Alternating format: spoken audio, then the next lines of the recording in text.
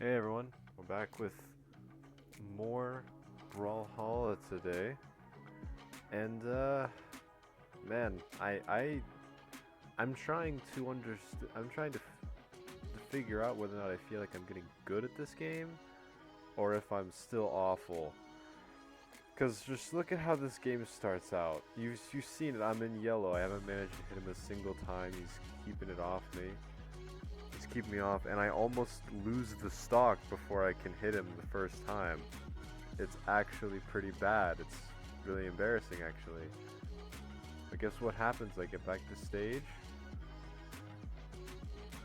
and he starts kind of spamming, which is weird. Like he starts spamming the light attacks, and he just starts spamming his signatures and everything.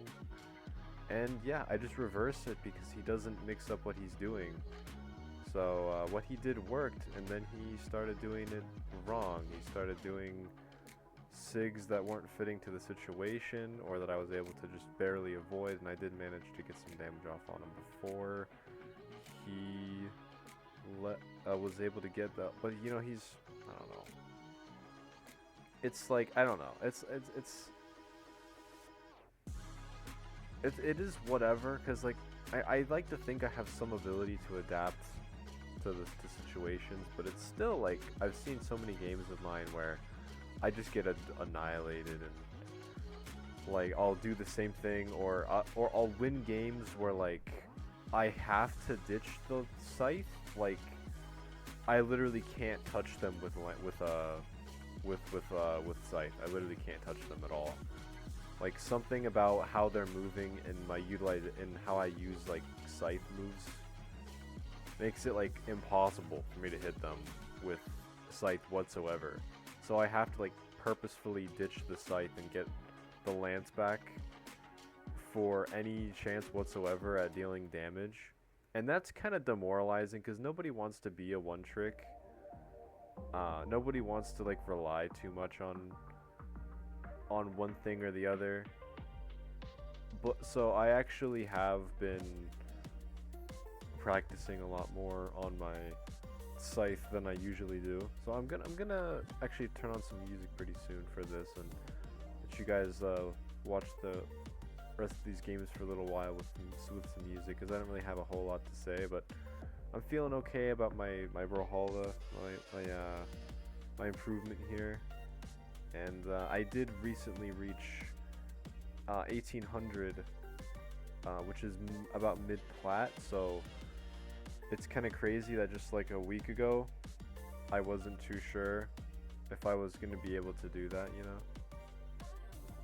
But I was thinking, am I gonna drop back to gold? But no, like even though the road is a bit bumpy, I'm still at a higher ranking now than I ever have been, and it doesn't feel like a fluke.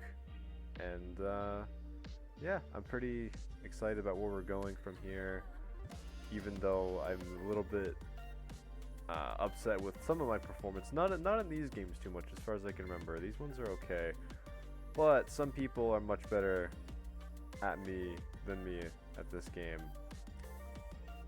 Some people are much better. I don't know what to say, and I'll always stuff to work on. But I'll let you guys enjoy the rest of these videos, the rest of these games.